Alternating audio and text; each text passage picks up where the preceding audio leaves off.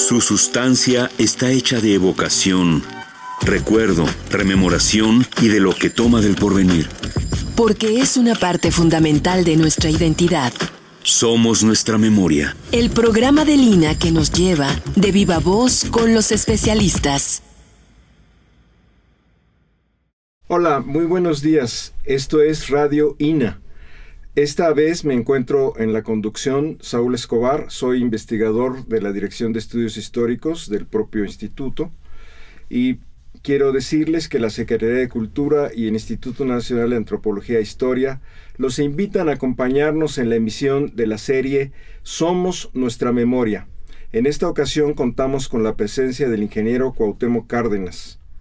Me es grato dirigirme a usted, ingeniero, para hablar en esta ocasión del tema de su libro, de su más reciente libro, Cárdenas por Cárdenas, que es precisamente una biografía de Lázaro Cárdenas.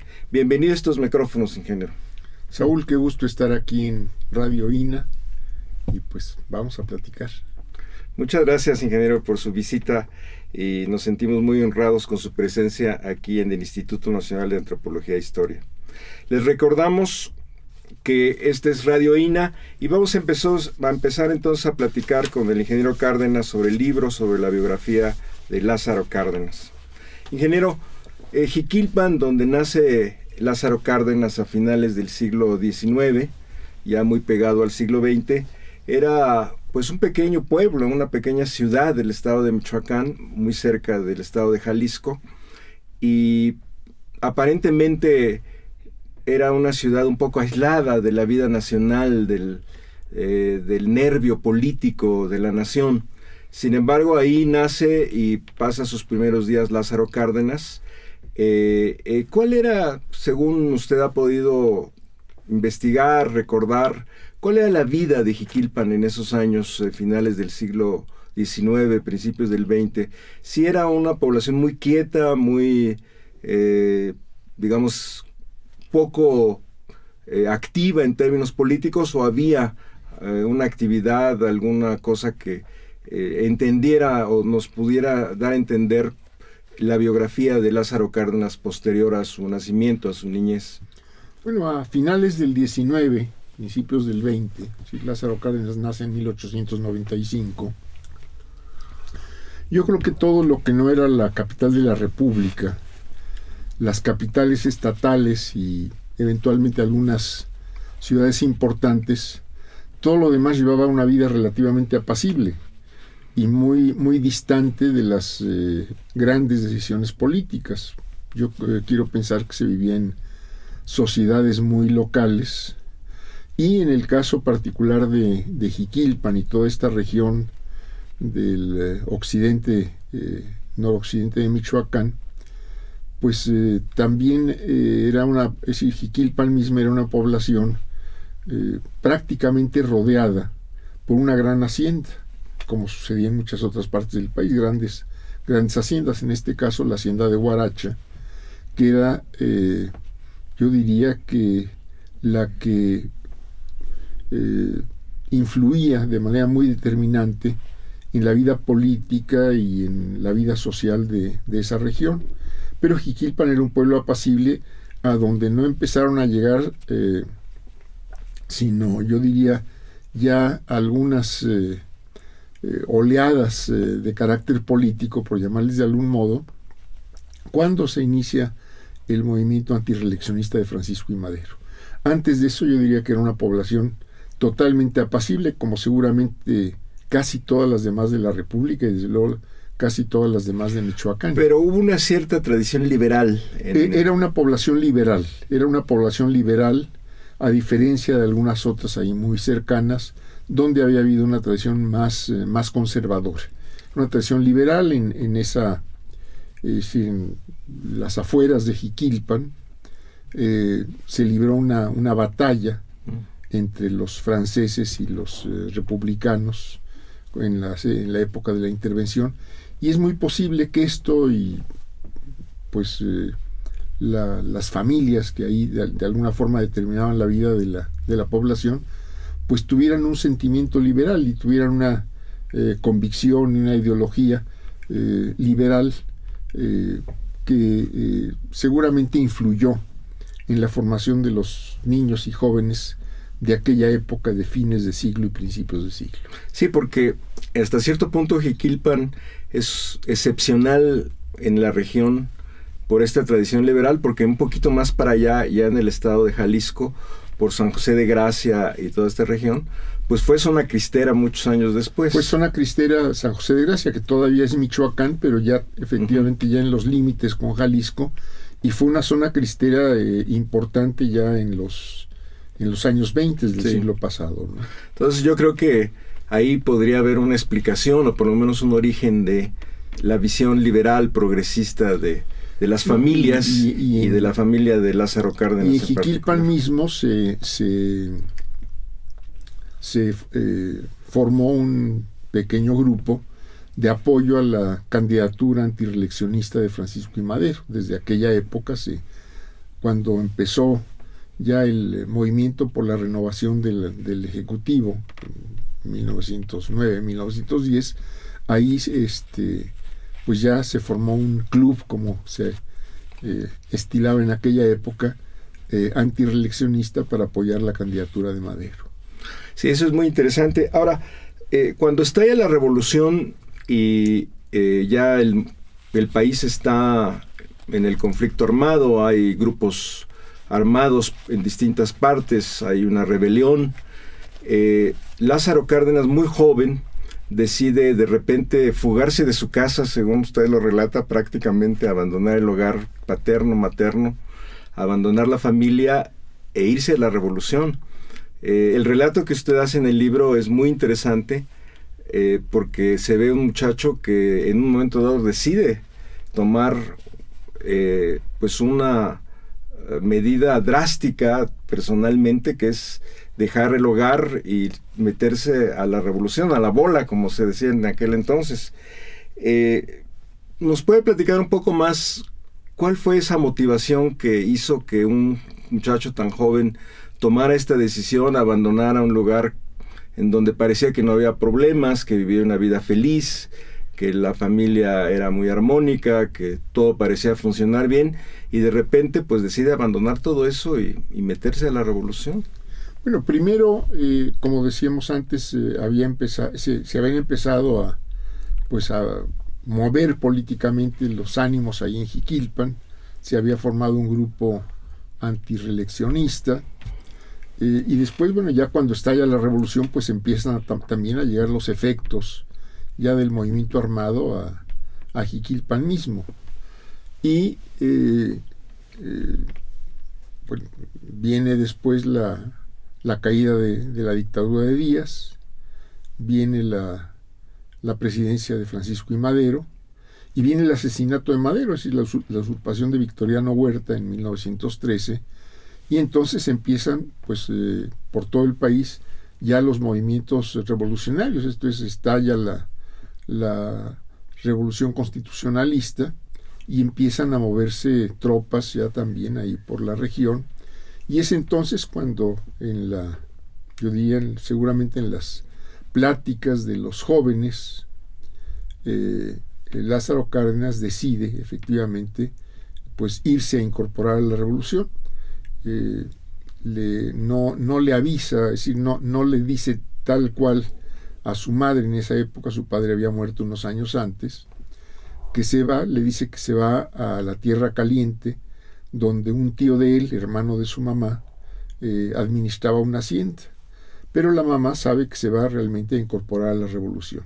Y efectivamente Lázaro Cárdenas emprende con un amigo el recorrido a pie desde Jiquilpan hasta la Tierra Caliente. Son varios días de caminar por diversas poblaciones. El amigo finalmente se regresa, parece que no le acomoda el clima sobre todo, y Lázaro Cárdenas llega unos días ahí a la hacienda que administraba su tío, y a los pocos días empieza a enterarse de dónde andan las tropas, cómo se están moviendo ahí en la región, y finalmente se acerca a una población, a Buenavista, ahí en la Tierra Caliente de Michoacán, y ahí se incorpora a las tropas del general García Aragón. Sí, parece que en muchos lados la revolución llegó a la gente, llegó a los hogares, y la gente no tuvo otro remedio más que incorporarse, tomar partido o irse, pero en este caso Lázaro fue a buscar a la revolución y ahora sí que se incorporó con el primer ejército que estaba cerca, o el primero que encontró. Era, así es. Aparentemente había un fervor juvenil por participar políticamente, había una conciencia juvenil muy intensa en Lázaro Cárdenas para haber decidido tomar esa ruta y pues tomar las armas y incorporarse al ejército. Así es, de ahí sin pensarlo mucho. Sin pensarlo mucho, efectivamente. De ahí en adelante, bueno, pues llega con el general García Aragón, le pregunta que busca, entonces él dice que quiere incorporarse a la revolución. Le pregunta el general si sabe escribir, si sabe leer, que en aquella época no era muy frecuente que esto sucediera. Le dice que sí, le encarga que haga ahí algún trabajo y finalmente lo toma como secretario. Entonces se incorpora a estas fuerzas como secretario del jefe de aquel contingente y le dan el grado de capitán, y al día siguiente pues le dan un caballo y un fusil también para empezar a andar de un lado a otro. Podemos decir que Lázaro Cárdenas, ya muy joven, era una persona educada, pero al mismo tiempo arrojada, valiente, decidida a tomar un fusil.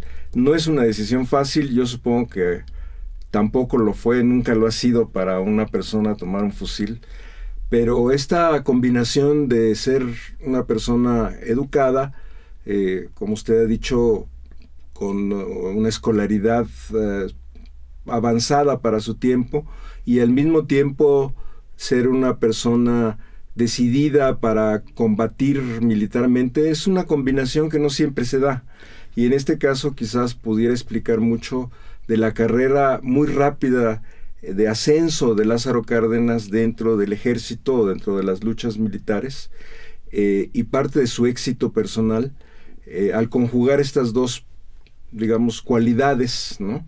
Porque también quizás esto podría explicar pues su visión militar, sus éxitos militares, su rápido aprendizaje en las lides armadas. Bueno, quizá valga la pena señalar, Saúl, que tuvo la fortuna, diría yo, de tener un maestro, el maestro de la escuela de Jiquilpan, el profesor Hilario de Jesús Fajardo, que fue su maestro, una escuela que tenía pues hasta cuarto año de primaria, donde Lázaro Cárdenas pudo formarse, pero un maestro muy consciente de formar cívicamente a los niños y a los jóvenes. Entonces les hablaba mucho de la historia, les hablaba mucho en esa época de la guerra, es decir, la guerra contra la intervención, los liberales. Seguramente era un profesor de una profunda convicción liberal, y indujo mucho a sus alumnos a la lectura. Entonces Lázaro Cárdenas también de niño y de joven pues buscaba todo lo que podía caer en sus manos en un pueblo donde pues no había muchos libros y no llegaban muchos libros, pero a que leyera. Entonces Lázaro Cárdenas fue un lector, yo diría que pues muy voraz, sí, y seguramente todo esto pues le fue formando tanto una cultura, una ideología también, que le dio la decisión justamente para incorporarse a la lucha armada y pues ya a partir de ahí, entre comillas, hacer carrera dentro del ejército, ¿no? Sí, y esta carrera dentro del ejército en sus primeros años también lo lleva a recorrer el país en distintos momentos, porque bueno, obviamente los ejércitos en esa época, los ejércitos, digamos, revolucionarios, pues estaban en constante movimiento. no se quedaban fijos en algún lugar mucho tiempo por obvias razones militares y porque pues era la dinámica de la revolución, a veces se perdía, a veces se ganaba, y esto quizás también haya forjado su personalidad, su conciencia, al recorrer el país, al ver otras realidades fuera de su pueblo natal, conocer otras personas, conocer otras condiciones sociales en que vivía el país. Hay cuestiones que sin duda lo marcaron en su ideología y en su vida posterior. Estando en Michoacán, en los primeros tiempos de haberse incorporado a la revolución, se encuentran con un contingente de indígenas en la llamada meseta purépecha o meseta tarasca, que estaban defendiendo sus bosques, que estaban en esa época concesionados a empresas extranjeras y que pues prácticamente no les daban nada, no les pagaban prácticamente nada a los núcleos indígenas dueños en realidad de los bosques, pero concesionados a extranjeros. Esto después vienen varias vicisitudes en la vida militar y se va hacia Sonora, es decir, los mandan de aquí cuando se forma la Convención de Aguascalientes. El contingente en que él formaba parte lo mandan a Sonora, ya va como, en este caso ya como jefe de un regimiento, se va hacia Sonora y allá se encuentra también con el general Plutarco Elías Calles, con quien realmente acaba de formarse militarmente y yo diría también acaba de formarse políticamente. Calles era el comandante también de un cuerpo de ejército constitucionalista que combatía en aquella época contra los villistas en la frontera, en Agua Prieta, Sonora, y ahí pues tienen una serie de combates, una serie de incidentes, de acontecimientos, y ahí conoce Lázaro Cárdenas también la situación de la tribu yaqui, que había sido despojada de sus tierras, aunque le toca combatir contra algunos grupos yaquis alzados en armas, levantados en armas, pero conoce las injusticias que se habían cometido contra la tribu yaqui, los despojos de sus tierras, y seguramente todo esto lo fue pues marcando política y socialmente para lo que él pudo ir elaborando mentalmente sus propias convicciones políticas y lo que pudo hacer posteriormente. En este recorrido de su carrera militar, como soldado pues tenía que, y como oficial tenía que recibir órdenes y cumplirlas, y eso lo lleva, como usted acaba de decir, a distintas partes del país, a cumplir distintas tareas. Algunas a lo mejor no le gustaban mucho, pero tenía que cumplirlas, y al mismo tiempo se empapó de la realidad mexicana, como en el caso de los indígenas, en geografías tan distintas como pueden ser Sonora y Michoacán. Pero también otro episodio interesante en la vida de Lázaro Cárdenas en este momento es cuando conoce a Múgica, que es otra personalidad, otra personaje de la historia que llega a ser muy importante en la carrera política de Lázaro Cárdenas. ¿Cómo fue esta relación? ¿Cómo se conocieron? Y parece que llegaron a ser en esos primeros años y después también, pero desde el principio, muy amigos, una amistad muy fuerte se selló entre ellos desde el principio. Sí, bueno, seguramente Lázaro Cárdenas se enteró del general Francisco J. Múgica, pues cuando participó de manera, yo diría, muy brillante en el Constituyente de Querétaro. Pero yo entiendo que no se encontraron, no llegaron a conocerse físicamente. Esto sucede hasta la Revolución de Agua Prieta, ya en 1920, cuando ambos apoyan la Revolución de Agua Prieta. A Lázaro Cárdenas lo envían como comandante militar y como gobernador interino de Michoacán, justamente en ese momento. Y en ese momento se está dando también una elección para renovar el Poder Ejecutivo de Michoacán. Ahí contiende por segunda ocasión el general Múgica, que no había ganado en 4 años antes, y un ingeniero Porfirio García de León, muy cercano al gobernador que se había ido con licencia al gabinete de Álvaro Obregón, de Adolfo de la Huerta y después de Álvaro Obregón, el ingeniero Pascual Ortiz Rubio.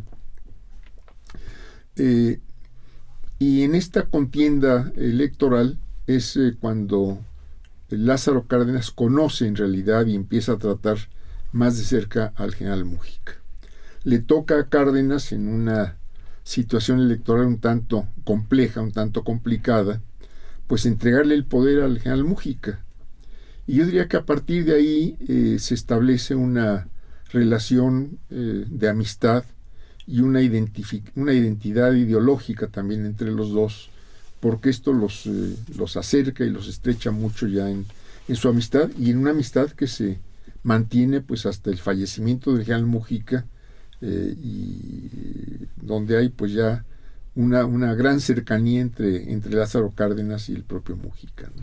Sí, después también les toca vivir otros episodios en la Huasteca veracruzana, ahí cerca de las compañías petroleras, que también fortalece o vuelve a juntarlos y fortalece su amistad, y son tiempos también en el que sellan pues una relación que después se convertirá en una relación muy importante. Esta estancia del general Cárdenas y de Múgica en la Huasteca, en la zona petrolera, también fue, digamos, algo que usted menciona en su libro y que le da una importancia, porque ahí traba el general Cárdenas relación con los trabajadores, con los sindicatos, conoce otra realidad, que es la realidad de las compañías petroleras, de cómo funcionaban, de cuál era la vida, de cómo trabajaban, de cuáles eran los problemas laborales y personales de los trabajadores. ¿Cree usted que esta visión, esta experiencia directa que tuvo también fue importante para la formación de su carrera política y de su visión del México? Fue muy importante, Saúl, porque cuando Lázaro Cárdenas llega a las Huastecas como comandante militar de la Huasteca veracruzana, son los tiempos en que se había expedido la primera ley reglamentaria del 27 constitucional en materia de petróleo por el general Calles a finales de 1925. Esta ley es rechazada por las compañías porque establecía una serie de condiciones para las concesiones, trataba desde luego de tener mejores condiciones para el Estado en cuanto a la recuperación de impuestos, al manejo del petróleo, etcétera, y esto pues disgustó a las compañías. Cárdenas se encontró por una parte conflictos entre los trabajadores y las propias compañías, y conoció de las grandes diferencias que había en el trato de las compañías hacia sus empleados extranjeros y hacia los trabajadores mexicanos, que estaban en condiciones realmente muy precarias. Había discriminación. Pues había una discriminación de hecho, ¿no? Por otro lado, le toca también, en este rechazo de las compañías al cumplimiento de la ley, le toca también incluso una amenaza de invasión de Estados Unidos hacia México, es decir, de penetración de ejército americano a México para apoyar los reclamos de las compañías, y él recibe instrucciones del general Calles, presidente en ese momento, de que si cruzan la frontera tropas norteamericanas, se incendiaran los pozos. En Veracruz efectivamente llega el general Múgica, en este caso sin comisión militar, pero defendiendo a propietarios mexicanos de terrenos petroleros que tenían conflictos con las compañías extranjeras que habían despojado a estos propietarios mexicanos, y ahí en la Huasteca también tiene la oportunidad de tratar de cerca al entonces gobernador de Veracruz, que había sido otro de los constituyentes fundamentales, que fue el general Heriberto Jara. Pero bueno, con Múgica conviven porque Múgica vive de hecho en el cuartel, es decir, en las mismas zonas donde estaba Lázaro Cárdenas, en Ciudad Cuauhtémoc, antes Pueblo Viejo, en los límites de Veracruz y Tamaulipas.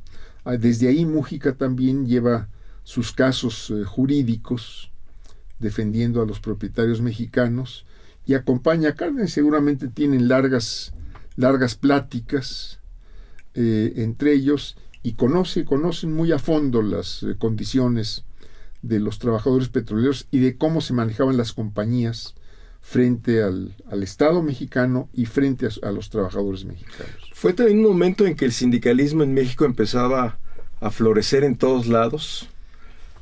Antes, como sabemos, en el Porfiriato estaban prohibidos los sindicatos. Con la Constitución del 17 se reglamenta y se da el derecho a los trabajadores a la sindicalización y a muchos más derechos, pero en particular a la huelga, a la unión sindical, a la contratación colectiva, etcétera. Y la industria petrolera no fue la excepción. Ahí también los sindicatos rápidamente se organizan y los trabajadores se afilian o construyen sus propios sindicatos. Y la relación entre estos sindicatos y Lázaro Cárdenas en ese momento pues pudo haber sido quizás un poco conflictiva, pero al mismo tiempo le permitió a Lázaro Cárdenas entender o por lo menos apreciar en su dimensión política y social la importancia del sindicalismo en México. ¿Cree usted que eso sucedió precisamente en la Huasteca?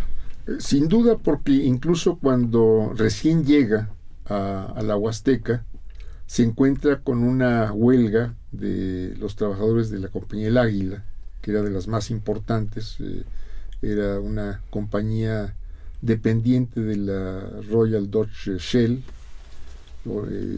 británica y holandesa, y es una huelga donde incluso en algún momento el gobierno federal lo designa como árbitro de este conflicto. Finalmente lo relevan de esa responsabilidad, pero esto le permite adentrarse también en los problemas sindicales y en los conflictos obrero-patronales que había ya en esa época en la industria petrolera.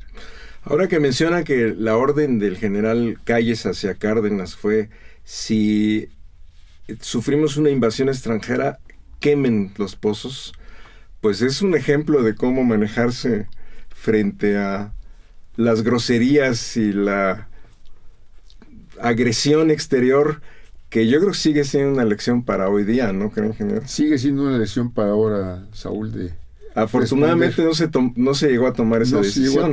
Pero ahí estuvo la orden y seguramente el general Cárdenas lo hubiera cumplido. Pues sí, si se hubiera dado el caso, seguramente lo hubiera cumplido. Que era una orden, digamos, a la distancia, y yo creo que en el momento se ve como una decisión y una acción verdaderamente dramática, claro, de gran alcance, ¿no? De última instancia, ¿no? Así es.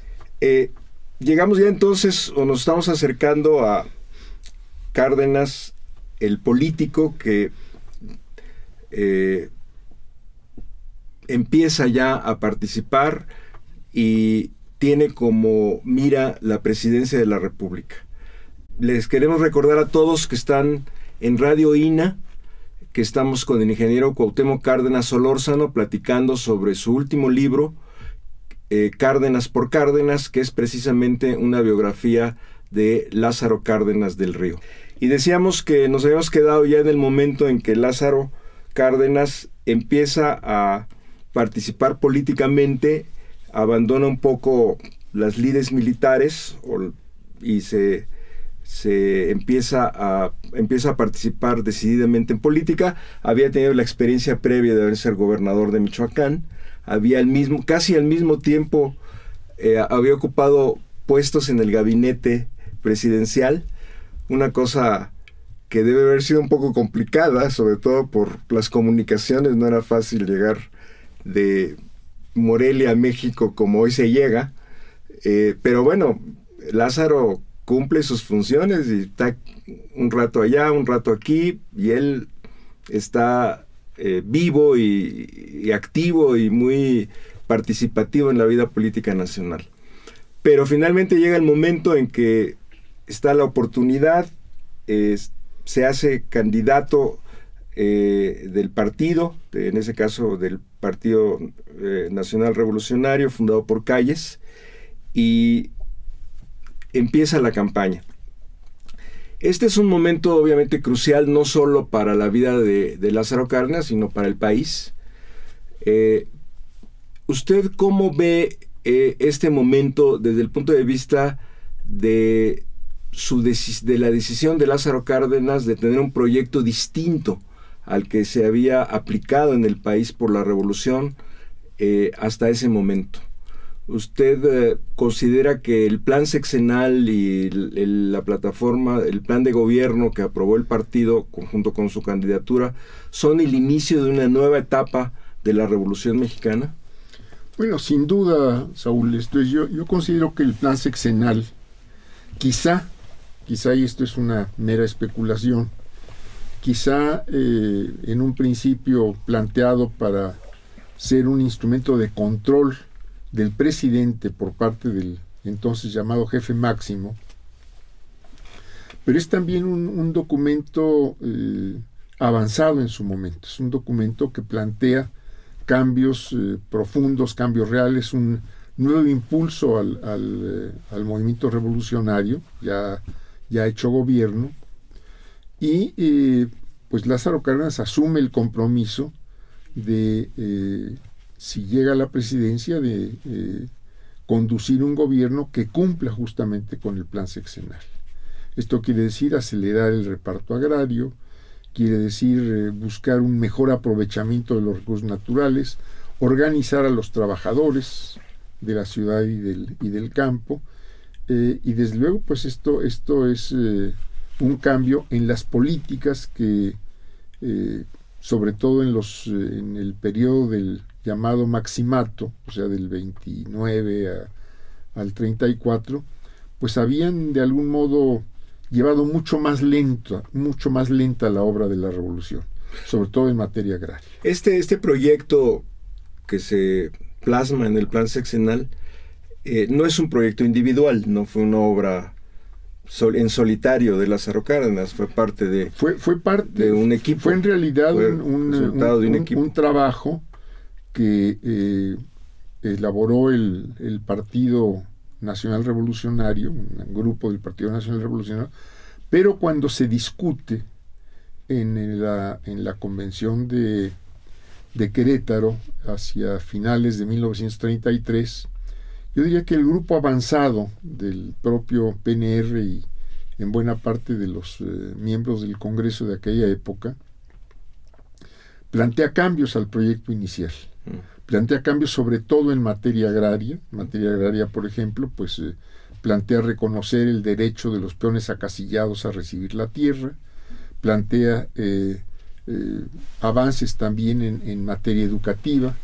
Hay una larga discusión que se refleja después en los cambios constitucionales en materia educativa, cuando se plantea el cambio de la educación, en la orientación de la educación, hacia lo que se llamó la educación socialista, que fue en realidad una amplia discusión y que estaban decidiendo si le ponían educación socialista o educación racionalista. En realidad veían los términos como términos equivalentes. Finalmente adoptan el término de educación socialista, y bueno, esto también implica un cambio en la orientación de la educación. Hubiera sido racionalista o socialista, pero implicaba un cambio en la orientación de la educación. Este equipo que redacta junto con Lázaro, obviamente, o bajo su dirección, el plan sexenal y el plan de gobierno, después se permanecerá, o muchos de sus protagonistas, de sus participantes, permanecerá con Lázaro Cárdenas en el gobierno y será parte de un equipo no solo de políticos que se ocupan posiciones, sino también de ideólogos, de intelectuales, de gente que ve más allá de los intereses inmediatos de la política y se plantea una transformación del país. ¿Sería correcto esta Yo considero que sí, es un equipo que efectivamente, o un núcleo de un equipo que efectivamente tiene un proyecto de país, de buscar un rescate, un ejercicio mucho más amplio de la soberanía en términos generales, que busca la transformación económica del país, entre otras cosas, a partir de la reforma agraria, a partir de crear una serie de instituciones para impulsar también el desarrollo industrial. Busca una participación activa de los trabajadores, no solo en la vida política, sino también en la vida económica, tanto trabajadores de la ciudad, obreros, por llamar de algún modo, como trabajadores del campo, donde a través de la organización pudieran también tener una gestión económica exitosa. Desde luego, pues es decir, construir toda una infraestructura educativa que partía desde lo elemental, desde la primaria, que se prolongaba en la secundaria, con las escuelas de hijos de trabajadores, y después culminaba en el Instituto Politécnico Nacional para formar los técnicos que requería el país, que en ese momento se carecía de ellos, para impulsar sobre todo el desarrollo industrial de México. Yo creo que es muy importante esto que usted acaba de mencionar, de que Cárdenas, junto con un equipo, crea, produce y encabeza y hace suyo un nuevo proyecto de país, como hoy le podríamos llamar. Así es. Porque creo que ahí está la explicación de su ruptura con Calles. Es decir, la ruptura con Calles no es un problema de una disputa política simplemente por el poder, o una disputa de un presidente que quiere sacudirse la influencia de su antecesor, o una pugna que no tiene, digamos, fundamentos más allá que los intereses políticos, sino que a final de cuentas la pugna Calles Cárdenas y toda esa saga de acontecimientos, incluyendo la salida de Calles del país, pues no solamente tiene un fondo político, sino un fondo ideológico que está, digamos, plasmado, o que se puede entender mejor a partir de este proyecto de nación que crea Lázaro Cárdenas desde antes de llegar a la presidencia de la República. ¿Usted considera que este es el verdadero fondo de la disputa entre Calles y Cárdenas? Sí, ese es el choque de dos proyectos distintos, de dos grupos también que apoyaban proyectos distintos, quizá surgidos de un tronco común, pero donde pues algunos quieren llevar la parte, es decir, algunos se inclinan a frenar en realidad las reformas, y donde se imponen ya intereses yo diría personales o de grupo, o la transformación que estaba planteando la revolución, de hacer una mejor distribución de la riqueza, de hacer una mayor equidad en las oportunidades de mejoramiento. Y sin duda esto es lo que lleva al choque entre Lázaro Cárdenas y Calles, o los grupos de Cárdenas y de Calles, que valdría la pena señalar, Saúl, que anteriormente esos conflictos se habían resuelto con sangre, y esta es la primera vez en que pues se resuelven pacíficamente. Esto es, no hay derramamiento de sangre, pues el gobierno puede entonces proseguir, yo diría, su proyecto más acelerado de cambios en el país. Quizás ese punto que usted acaba de tocar, de que fue una ruptura que no se llevó al terreno de las armas o de la confrontación armada, también tenga que ver con la legitimidad que había adquirido Lázaro Cárdenas, pues fue muy importante en el momento en que ya se dio la ruptura, con una base social que incluía organizaciones sindicales, organizaciones campesinas, organizaciones populares, de tal manera que quizás eso desanimó cualquier posibilidad de que el callismo decidiera enfrentarse en otro terreno con el presidente Cárdenas. Había una base social que se había una construido. Base que venía por una parte desde el gobierno de Michoacán, del 28 al 32, pero base que se construyó además durante la campaña política y luego a partir ya de la presidencia, tanto con el reparto agrario como con la organización obrera. Y también, habría que señalarlo, porque Cárdenas había tenido un contacto muy cercano, muy directo con los altos mandos militares. Esto es, él va a la candidatura después de estar unos meses como secretario de la Defensa de Guerra y Marina en aquella época, pero previamente, y aún siendo gobernador de Michoacán, pues había tenido mandos militares por los acontecimientos que se daban en aquella época, o sea que había tenido que dejar temporalmente el gobierno para hacerse cargo de comisiones de carácter militar. Entonces no estaba fácil enfrentarse al presidente Cárdenas en esas pues condiciones. Ya en esas condiciones y estaba difícil. Estaba todo acomodado para poder salir adelante. Bueno, obviamente la obra del presidente Cárdenas es muy conocida, muy comentada por el reparto agrario, por la expropiación petrolera, por su política obrerista, pero pues estamos en Radio INA y yo creo que hay que resaltar que Lázaro Cárdenas pues fue también un creador de instituciones educativas y culturales. Acaba usted de mencionar el Instituto Politécnico Nacional, pero ahí está Bellas Artes y está el Instituto Nacional de Antropología e Historia. Claro. Estamos aquí en buena medida o en cierto sentido por la obra del general Cárdenas. Así es. ¿Usted cómo ve esta obra cultural que luego no se menciona mucho? Por obviamente la importancia del resto de sus obras de gobierno, pero yo creo que hay que rescatar la obra de Lázaro Cárdenas en materia cultural y educativa porque fue otro pilar fundamental del México moderno, como lo es hoy el Instituto Nacional de Antropología e Historia. Sin duda, es decir, el entender a la cultura como un elemento también para el desarrollo social, económico, político, pues fue fundamental. Esto es, en esa época y con la limitación de recursos que pudo haber habido, pues hubo un impulso real, un impulso franco y decidido también a la actividad cultural. Lo vemos en los muralistas, lo vemos en la música. Y en el rescate de nuestra memoria y nuestro patrimonio histórico. En el rescate del patrimonio Sin INA no histórico. hubiera habido quizás el rescate de la memoria y del patrimonio histórico del país como lo hubo. Y esa obra pues es fundamental para la conciencia nacional. Se inicia yo diría, organización o el montaje del Museo Nacional de Historia en el Castillo de Chapultepec. Y efectivamente pues atención al rescate no solo de los grandes monumentos arqueológicos, sino también de las culturas y las tradiciones indígenas y el respeto a los grupos indígenas.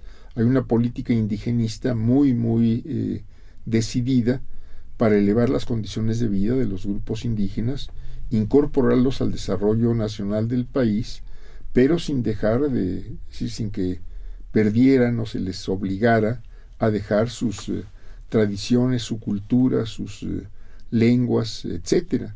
Está hay la creación de una serie de internados indígenas, internados para la población indígena, los repartos del yaqui, los repartos y la organización de la zona enequenera de Yucatán, donde la población era principalmente de indígenas mayas. En fin, yo considero que pues todo esto muestra también el que se consideraba la parte cultural y los valores tradicionales del país como pues elementos básicos para un proyecto de desarrollo nacional. Yo creo que es muy importante recordarlo siempre. Y ingeniero, todos lo sabemos, la expropiación petrolera, marzo de 1938, pero el libro narra de manera muy interesante la defensa de la expropiación petrolera, no solo el acto, sino la defensa. Y esto también nos lleva a considerar que Lázaro Cárdenas pues resultó también un gran estratega y un estadista que vio cómo estaba el mundo y supo aprovechar las contradicciones en ese momento para defender la industria petrolera nacionalizada. La decisión de venderle petróleo a finales de los años 30, ya al borde de la guerra mundial, a Alemania y a Japón, porque Estados Unidos no quería entrar en razón, no quería dialogar, no quería reconocer la expropiación. Fue un acto muy audaz del general Cárdenas. Bueno, se da la expropiación, los Estados Unidos suspenden las compras de petróleo, y una buena parte del petróleo que se producía se exportaba a varias partes, a Estados Unidos, Europa. Al suspenderse las ventas, entre otros planteamientos, Lázaro Cárdenas le propone al presidente Roosevelt de Estados Unidos el que adquieran petróleo, porque si no, pues lo va a tener que vender a donde lo compren. Roosevelt no logra que las empresas petroleras expropiadas compren el petróleo mexicano, y entonces efectivamente se ve forzado el gobierno, pues, a buscar otros mercados. Vende petróleo a Japón, a Italia, a Alemania. En este caso último, en el caso de la venta de petróleo a Alemania, en buena parte a cambio de equipo industrial. Esto es, en Alemania se fabricaron varios puentes, por ejemplo, para el ferrocarril Uruapan-Apatzingán, para el ferrocarril del sureste. Algunos alcanzaron a llegar, otros no alcanzaron a llegar. Se fabricaron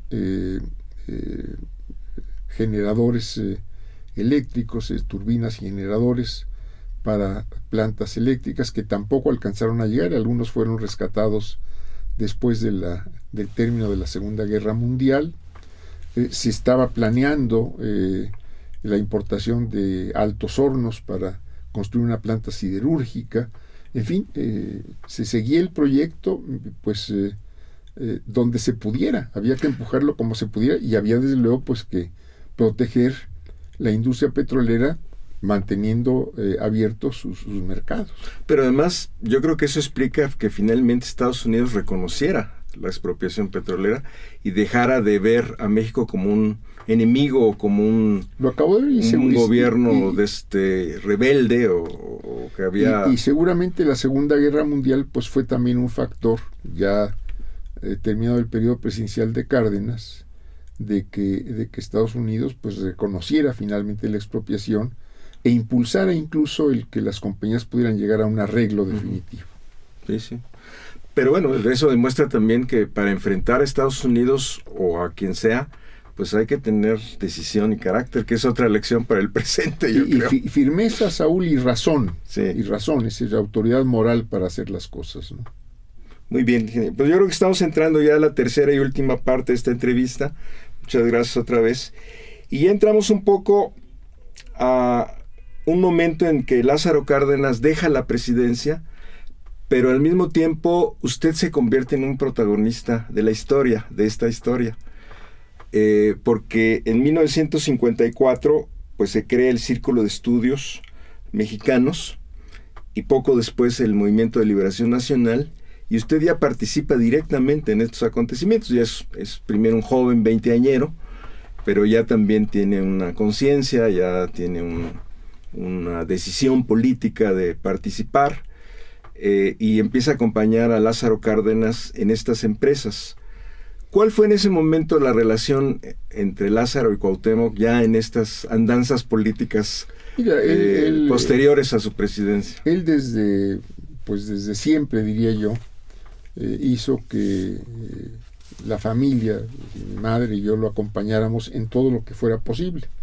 En varios recorridos que hizo durante la presidencia, pues yo me acuerdo de niño haber ido a Yucatán, desde luego a Michoacán en distintas ocasiones, pero a Yucatán y a otras partes haberlo acompañado, a Mazatlán, al sur, al noroeste, y luego, bueno, ya de adolescente y de joven, y ya incluso como ingeniero ya recibido, pues cuando él tenía algún recorrido, generalmente lo acompañaba. Había oportunidad pues de charlar mucho con él, de conocer además muchas partes del país donde él por distintas razones tenía interés en visitarlo, lo invitaban, etcétera. Y cuando él participa en estos proyectos, pues yo también busco participar en ellos y dar la contribución que a mí me pudiera corresponder. Pero usted empieza a tener una relevancia cada vez mayor. En el Movimiento de Liberación Nacional, por ejemplo, bueno, usted ya juega un papel muy activo, que está ligado a la figura de su padre, a la autoridad del general Cárdenas, pero ya también es parte de un liderazgo que usted está construyendo.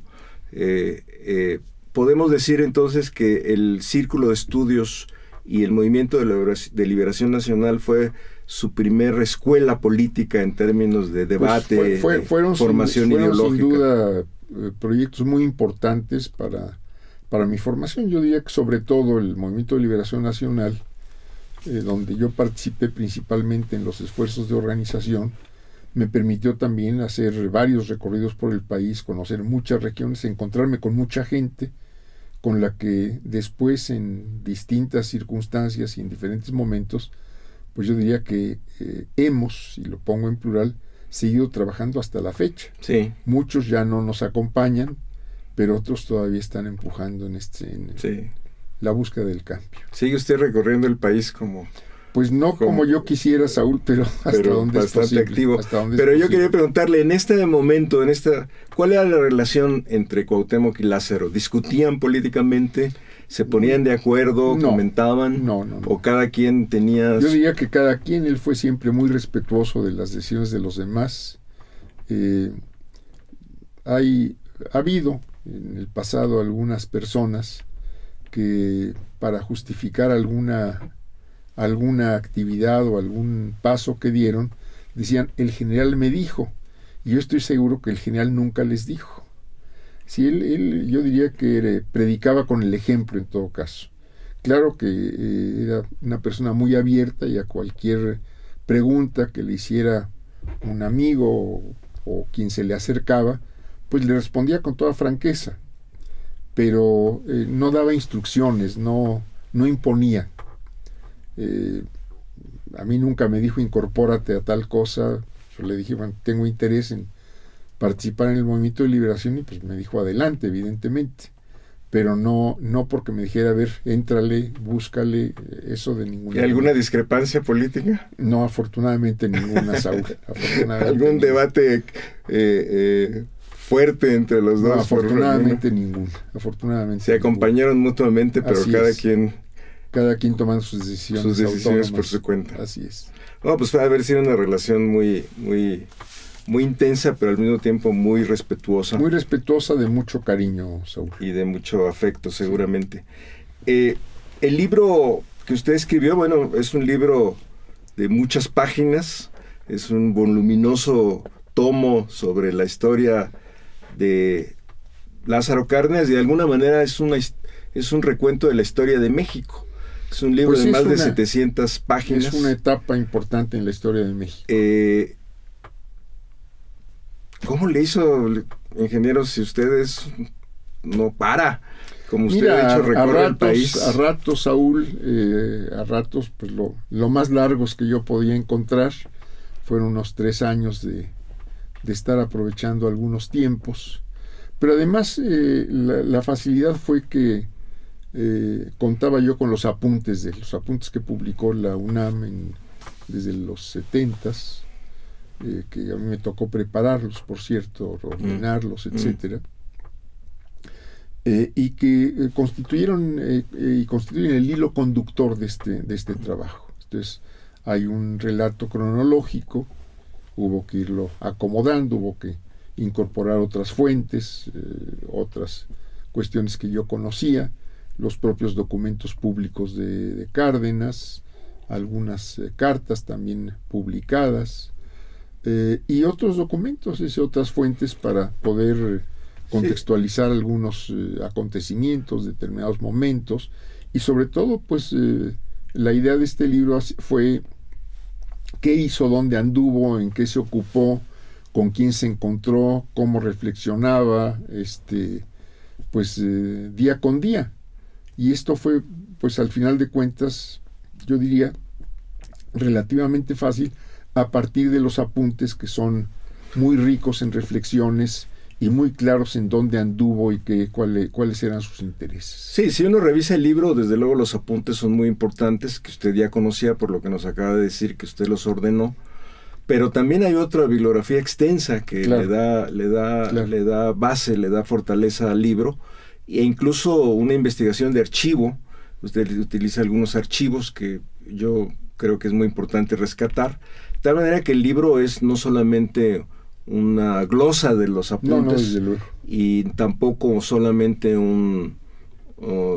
está formado por recuerdos personales, sino que también por una bibliografía extensa que ahí se plantea.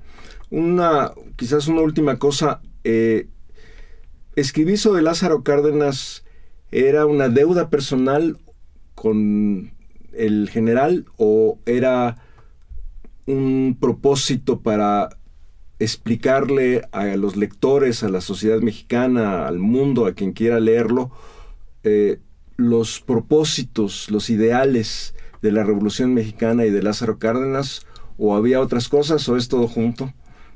Mira, era más que nada una inquietud, ¿no? Yo no diría que era un compromiso, no otra cosa, una inquietud. Con frecuencia, como lo digo en la presentación del libro, lo platicábamos con Celeste, con mi esposa principalmente, de que no había una biografía completa. No la había porque hay varias biografías de Cárdenas escritas en vida de él, entonces necesariamente pues no completas. Muchos libros muy importantes sobre temas específicos, la expropiación petrolera, la política exterior, los refugiados españoles y México y la guerra de España, etcétera, pero no había un trabajo que fuera de principio a fin. Y esto es lo que yo intenté hacer y creo que algo se logró. Ahora, por ahí no ha faltado alguna reclamación de por qué no me ocupé de los libros que atacan a Lázaro Cárdenas. Bueno, efectivamente hay varios libros que conozco, escritos principalmente en vida de Cárdenas, donde pues discrepaban fuerte o había críticas fuertes, etcétera. No me ocupé de ellos no por desconocerlos. Si la intención de este libro no era simplemente decir Cárdenas hizo todo bien y no se equivocó nunca, ¿no? Pero si él no se ocupó de esos libros, pues yo menos me iba a ocupar. Si él no se ocupó en sus apuntes de alguna cuestión en lo personal, de reflexionar sobre ellos, yo no me iba a ocupar. Por ejemplo, pues hubo ataques en un momento dado del general Almazán, que contendió por la presidencia en 1940, pero cuando Almazán lo ataca y él se ocupa de Almazán, pues yo también me ocupo de Almazán. Claro. No, además el libro está también habla con franqueza de algunos momentos conflictivos, difíciles, complicados de la vida política de Lázaro Cárdenas. Pues creo que estamos terminando. Le agradezco mucho otra vez el tiempo que nos ha dedicado. Ha sido, creo, una entrevista muy interesante y esperamos que los radioescuchas hayan quedado satisfechos y se hayan visto interesados.